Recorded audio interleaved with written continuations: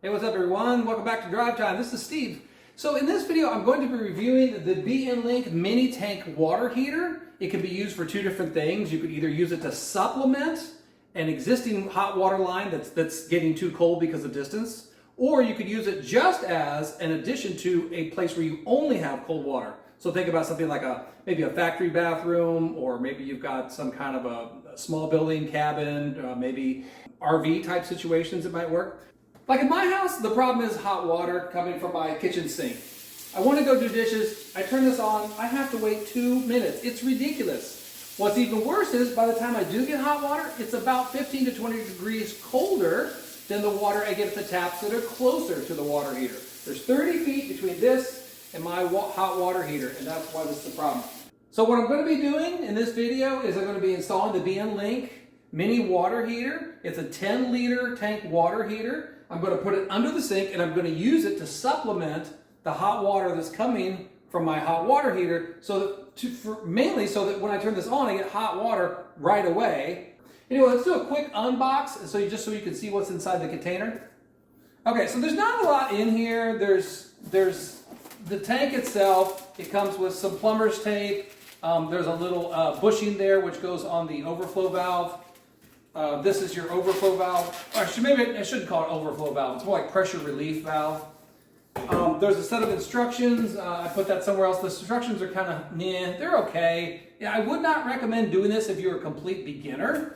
This is probably more like a DIY for an intermediate skilled kind of person. And just to be clear, I'm not a plumber. I'm not an electrician. We're going to be going to the sink in just a minute and looking at some things. Anyway, so this little thing comes off right here, exposing the actual unit itself. You can see there's a cold inlet, hot outlet, 120 volt connector. And I'll pull this out for you. You can see the whole thing. So it's a cube. It's 13 3/4 cube. So 14 inches this way, 14 inches this way, and then it's about 11 inches this way. Now why this is important is because you think about underneath your sink where I'm going to put this. Oh, here's the instructions. There's the instructions. Yeah, the instructions they're okay, but they don't really give you detailed instructions on how to do the installation. So you kind of have to have some basic understanding of hot and cold water pipes, compression fittings, things like that. So if that's not your bag, then you probably would want to have somebody install this for you. Anyway, one of the things you need to consider. Okay, so under my sink, it's a little crowded with the piping and the garbage disposal, and so I've got this cube. Now, I was hoping I could just kind of mount it in here, but there's not enough room. So I think what I'm going to end up having to do is just set it right there inside the door, like that, which is a little obnoxious, but if it solved my problem, I'm willing to put up with that, because I've been living in this house now for 5 years, and it is such a drag waiting for hot water all the time. So what'll happen is I'll use flexible braided hoses to tap into my hot water line. So I'll bring the hot water line from the hot water heater and I'll put it into the cold side, because what I'm trying to do is supplement and boost the temperature. And then I'll take the hot outlet and I'll go directly up to my tap. Okay? I'm going to share with you my installation. Now, I want to be careful about giving too many specific instructions because I'm not a plumber and I'm not an electrician either.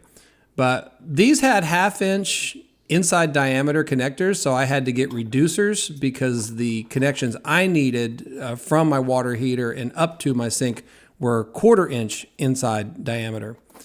And then that little white thing I just pulled out, that's the spot where the pressure relief valve has to go, and you can see me wrapping the plumber's tape around that. This one, to get a good fit, I really had to wail on it. Well, not wail on it, but I had to really kind of wrench down on it with some pliers there.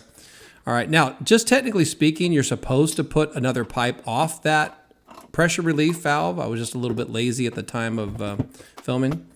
All right, so now you can see I'm got to connect that, goes up to my sink, and then there's another one that connects down to my hot water line. So that's what it looks like when it's finished.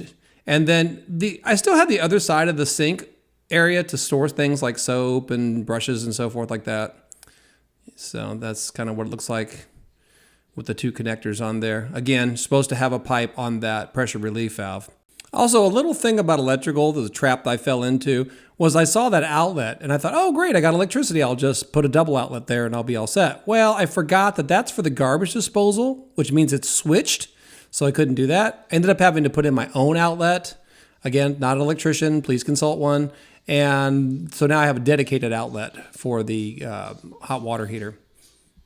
Okay, now it's time to commission this thing. So I got it all hooked up, plugged in. I decided I'm going to put the thermostat about at the halfway point.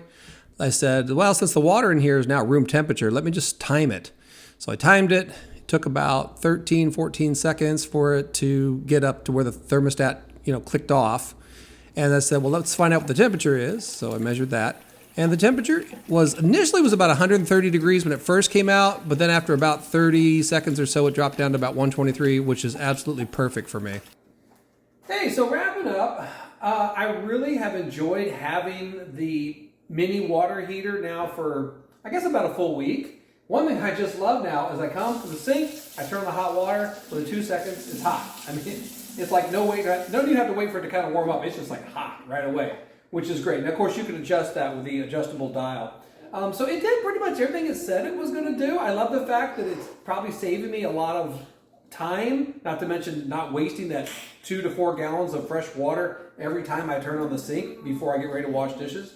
If I had one small complaint or feedback for the manufacturers, and that is that I thought the instructions were just a little vague. Fortunately, I'm kind of a somewhat seasoned DIYer, so I was able to kind of make do with minimal amount of instructions.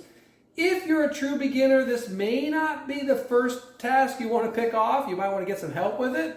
But if you're intermediate, yeah, there's no problem. Putting in the hoses, the wiring wasn't that big of a deal. Anyway, so I'm real happy with it. And if you're thinking about a mini water heater, just the biggest thing to take into consideration is the dimensions, okay?